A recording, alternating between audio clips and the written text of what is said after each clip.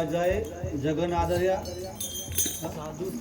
સાધુ કે છે અને આજે આ ગોવિંદ રોમે આ જગન કરી આજે આદર્યા આજ ગોવિંદ રોમે આદર્યા જોવો તમે કેમ કે આજની ઓગણજ ગામની જે પવિત્ર અને પાવન ભૂમિ એની અંદર પણ આજે જે સંગ્રામ એમની જે આજે નિર્વાણ તિથિ નિમિત્તે જેમની નિર્વાણ તિથિ નિમિત્તે આજે જે એમના સુતપુત્ર જે કહીએ આપણે એવા ગોવિંદરામ મહારાજ તથા હીરાભાઈ આવા તેમના જે ભાઈઓ જેને કહીએ આપણા કુટુંબ બધા ભાઈઓ મળી અને આવું એક ભગીરથ જેને કાર્ય કહેવાય એક ભગીરથ કાર્ય કહેવાય જેમ જે શિવજીએ જ્યારે જેઠાબંધની અંદર જે આ ભગીરથ કાર્ય ઉતારી હતી જેમ ગંગા એમ એ રીતે જ આજે ગોવિંદરામે આજે ગંગા જ ઉતારી છે આજે ગિરનાર કહેવાય જેને ગત ગંગા કહેવાય આપણે આને શું કહેવાય ને ઓને ગત ગંગા કહેવાય અને આ ગત ગંગાની અંદર એવા જે સંતો જેને બોલાયા એમને જે એમના ઈષ્ટદેવ જે કહીએ પણ એમના જે આ મફતરામના સાનિધ્યની અંદર મફતરામ મહારાજના જે સાનિધ્યની અંદર આ ગોવિંદરામે આવું એક કાર્ય કર્યું અને અરસ પરસ એકબીજા જે સંતોના આપણને દર્શન કરી અને દર્શનનો આપણને લાભ લેવાયો આજે આમ તો શિવરત જે આપણે કહીએ કે શિવરત આજે થઈ શિવરતમાં જ ગઈએ આજે કુંભમાં પણ આજે છેલ્લો દિવસ કુંભમાં જે એક મહિનાથી જે લોકો આ જગત બધા લોકો નાહવા માટે જતા એનો આજે છેલ્લો દિવસ જે નક્કી એમાં જે ત્રિવેણીનો જે સંગમ કહેવાય ગંગા જમણા સરસ્વતીને જે ત્રિવેણીનો જે સંગમ કહેવાય અને એવું કહેવામાં આવે છે કે એ વખતે એની અંદર જો કોઈ નાહવા માટે જાય તો એને મોક્ષ મળે એવું કહેતા હોય કે જેને મોક્ષ મળે એવું આ શાસ્ત્ર પ્રમાણે બધા કહેતા હોય છે નાહવા માટે પણ હું તો એમ કહું છું કે જે આજનો જે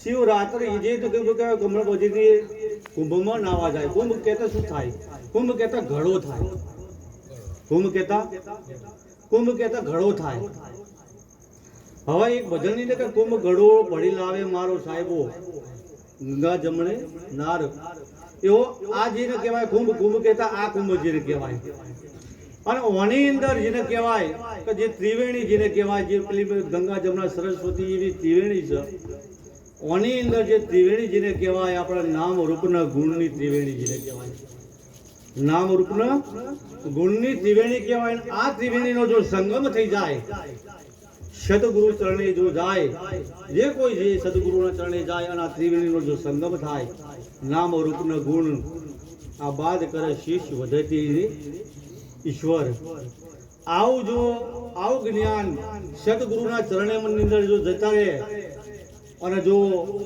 મળી જાય તો જીને જીવતો મોક્ષ કહેવાય મર્યા પછી કોઈ મોક્ષ હોતો નહીં પણ જેને જીવતો મોક્ષ થઈ જાય એનો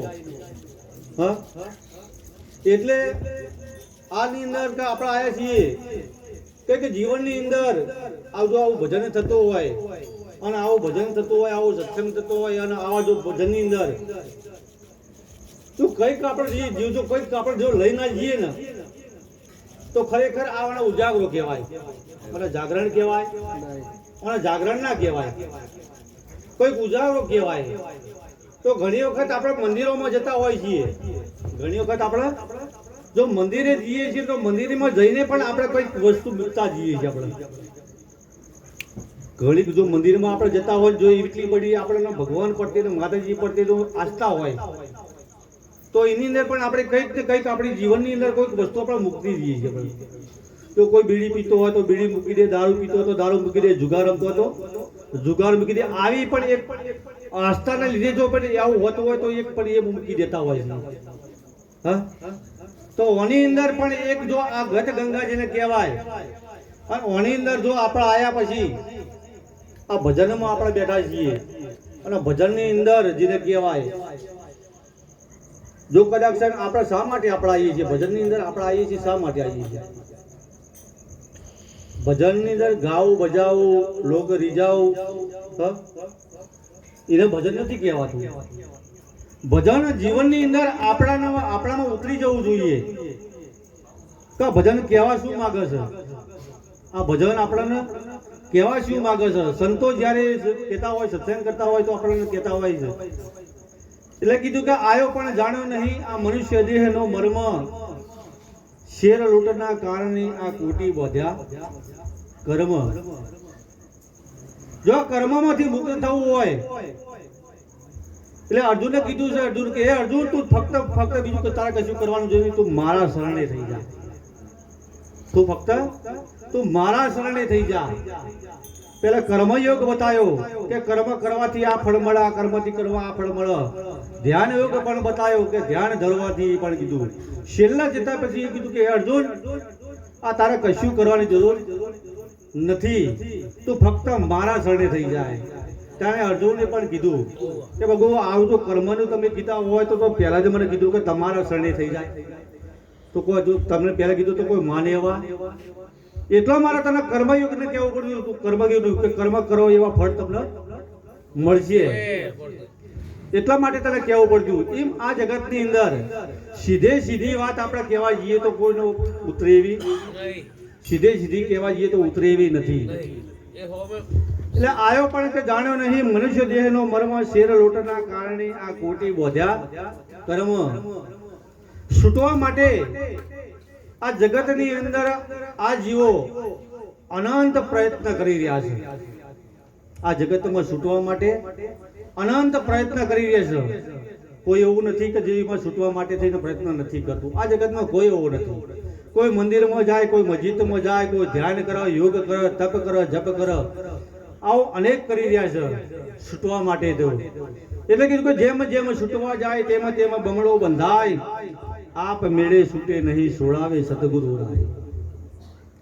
જો સુધી સતગુરુના ચરણોમાં નહીં જઈએ તો સુધી છૂટવાનો વાળો જાતે તો ગમે તેમ આપણા મથી પણ મેર પડે એવો નથી આપણો. તાય તમે ગીતા વાંચો, રામાયણ વાંચો, મહાભારત વાંચો, ગમે તે વાંચો તો પણ જાતે મેર પડે એવો આપણે નથી. કેમ તો કોઈ ભૂમિયાની જરૂર છે. એક ભજનની કે ભૂમિયા લેજો રે સંગાત, એવી ભૂમિયા હશે તો તમને ભૂમિકા બતાવશે. એટલે જે ગામ આપણે જોયું નહીં એ ગામની અંદર આપણે જવું હોય તો કોકને આપણે પૂછવું પડતું હોય કે ભાઈ ફલાણાનું ઘર ક્યાં કરાયું, ફલાણાનું ઘર કરાયું કે આવ્યું. ગામમાં તો કદાચ તમે જ્યાં પડે ઘરનું આપણને ખબર હોતી નહીં તો ઘર પૂછવું પડશે આપણે કોઈને. એમ આપણે આ જગતની અંદર દરેક વ્યક્તિ તમામ બધા એક જ જગ્યાથી બધા આવેલા છે. જે કોઈ આયા બધા એક જ જગ્યાથી આવ્યા છે, પણ જવા માટેનો એક માર્ગ નથી. આયા તો છો બધા એક જ જગ્યાથી બધા આયા છો, એક જ માર્ગથી આવ્યા છે, પણ હું તો એમ કહું છું કે જવા માટેનો પણ એક માર્ગ પડ્યા છે તમારે. જવા માટેનો એક માર્ગ નથી. એના માટે થઈને સંતો સતગુરુના ચરણોમાં જવું પડશે. રામચંદ્રને પણ જવું પડ્યું, કૃષ્ણ ભગવાનને પણ જવું પડ્યું, રામદેવ પીર જેવાને પણ જવું પડ્યું. આપ મેળે તો છૂટે નહીં સોડાવે સતગુરુ રાય. એટલે સંતો કેમ કે એટલે ભૂમિયાની જરૂર છે. એટલે એક ઓંધળો માણસ હતો. એટલે આવું ઇન્દિરાનગર જેવું એક સોસાયટી ગામ હતું. આ ગામની ચારે બાજુ એક જ વડલો, એક જ દરવાજો હતો. એક જ દરવાજો ઉપર 25 ફૂટના કોટ ઉપર ઊંચા કોટ હતો. નીકળવાનો કોઈ રસ્તો નતો. ફક્ત એક જ દરવાજો મૂકેલો. એટલે આ એક ઓધળો પુરુષ, એટલે એ ગોર ફર્યા જાય પણ એના રસ્તો હાથમાં આવતો નતો. એવામાં મફતરામ મહારાજ જેવા હતા કે ભાઈ તું ક્યારનો ફરું છું, તારે જવું છે ક્યાં? એટલે કે બાપુ મારા આ દરવાજો છોડી મારા આ ગામથી બહાર નીકળવું છે. કે બહાર નીકળવું હોય તો એક કામ કર, તો આ દિવાલ પકડી લે અને આ દિવાલ પકડી અને દિવાલનો પકડીને તું ટેકે તું બહાર નીકળી જાય. બહાર એક દરવાજો આવશે, બહાર એક દરવાજો આવશે. તું આરામથી એ દરવાજાની બહાર નીકળી જઈશ. બીજો કોઈ દરવાજો નથી. એટલે ચાલતો જો દિવાલે પકડાય એટલે ચાલતો જેવો ન દરવાજો આવ્યો, દરવાજો આવ્યો એટલે એને ખણાઈ, એને ખજવાડાઈ, ખજવાડાઈ એટલે ખણવા દ્યો અને પેલો દરવાજો જતો રહ્યો, દરવાજો તોથી જતો રહ્યો. પાછું એને તો ફરવાનું ચાલુ કર્યું કે આવામાં કોઈ મને મહાપુરુષ મળ્યા, એમને કીધું હતું કે આગળ જતો તો એક દરવાજો આવશે, પણ હું તો ફર્યો પણ તો દરવાજો આવ્યો. પાછો ફેરથી ફરવાનું ચાલુ કર્યું કે ભાઈ દરવાજો આવ્યો નહીં, કે ભાઈ તે ખજવાડો, હું તને ખજવાડવાની વાને કહેતો તું તાર દરવાજો એક હાથે તું દિવાલે પકડી રાખજે ને બીજા હાથે તું ખણજે. કદાચ તો તને ખણાવતી હતો તો બીજા હાથે ખણજે અને હેડવાનું તું ચાલુ રાખજે. એટલે મારો કહેવાનો હેતુ આ મનુષ્ય દરવા આ 84 લાખ યોનિની અંદર 84 લાખ યોનિની અંદર આ મનુષ્ય એક જ દરવાજો છે, બીજો કોઈ દરવાજો નથી. આ મનુષ્ય એક જ દરવાજો છે. આ દરવાજાથી નીકળી અને તમારું જે મુકામ જેને કહેવાય, તમારું જે મુકામ છે એને તમે ઘોડી લો. એટલે કે જીવતા જુઓ ઘર બંધા, જીવતા જુઓ ઘર, મર્યા પછી કાળા ઘરનો કૂવો. તમે જીવતા ઘરે તમે તમારું ઘર જોઈ લો ઠેકાણું. એટલે આ મનુષ્ય એક જ દરવાજો છે. આ દરવાજા સિવાય બીજો કોઈ દરવાજો નથી. તમે જો આ કૂતરું તો તમે જુઓ, આ કૂતરાને પણ કોણ છે, આપણાને કોણ છે, કૂતરાને મૂઢું છે, આપણે મૂઢું છે, આપણે ઓખો, આપણે પગ છે. આમાં કોઈ ફેરફાર જેવું કોઈ ફેરફાર જેવું નથી. પણ આની અંદર જો આવો સત્સંગ જો થઈ રહ્યો છે અને જો આવા સત્સંગની અંદર જો એક શબ્દ આપણે જો આ કદાચ કોણ હોય આપણે અને જો આ કોણ થી શબ્દ જો વભળી કીએ તો વાત બરાબર છે. નકર જો આ કોને વભળી કોને નીકળી ગયું તો એ પશુમાં ને આપણામાં કોઈ ફેરફાર નથી. એ જોઈ પણ શકે છે, વભળી પણ શકે છે અને બોલી પણ શકે છે, પણ છતાં આ જે આ એને એવી ખબર નથી કે આ પરમાર્થનું ભજન થઈ રહ્યું છે. અહીંયા પરમાર્થનું જે ભજન થાય છે એવી એને એવી ખબર નથી ને. બુદ્ધિ તો ખરી પણ આવી ખબર નથી. એમ આપણને વિશેષ ગુરુ મહારાજે આપણને બુદ્ધિ આપી છે. શું આપી છે? બુદ્ધિ આપી છે. બુદ્ધિ સાથે સાથે આપણને વિચાર પણ આપ્યો છે. આપણને વિચાર આપ્યો છે. જો સુધી આપણે જો વિચાર નહીં કરીએ, આપણે વિચાર નહીં કરીએ કે આપણે શા માટે આપણે આવીએ છીએ. આપણે મનુષ્યોની અંદર આપણા મનુષ્ય અવતાર મને મળ્યો છે તો કેમ મને મળ્યો છે, શા માટે મને મળ્યો છે, શું કરવા મને મળ્યો છે, શું કરવા મને મળ્યો છે, આપણે જાણતા નથી. આપણે કેમ કે બીજું કશું કરવાનું નહીં કે આપણે જ્યારે જન્મ થયો, આપણો મનુષ્ય આપણો જન્મ થયો એ બાબત પણ આપણને ખબર નથી. આપણો જન્મ થયો આપણને એ પણ આપણને ખબર, એ તો આપણે માએ કીધું કે ગમે તે બીજે કીધું કે ભાઈ ફલાણાના ઘેર બાપો કે બેબી આવી છે. આપણને પોતાને સ્વયંને ખબર આપણને ખબર નથી. એ તો બીજાએ કીધું ને બીજાનું સર્ટિફિકેટ છે, તમારું પોતાનું સર્ટિફિકેટ નથી. આ સર્ટિફિકેટ તમારું પોતાનું નથી. એ તો બીજાએ કીધું ને તમે માની લીધું છે. જ્યારે આ શરીર છોડીને જશો,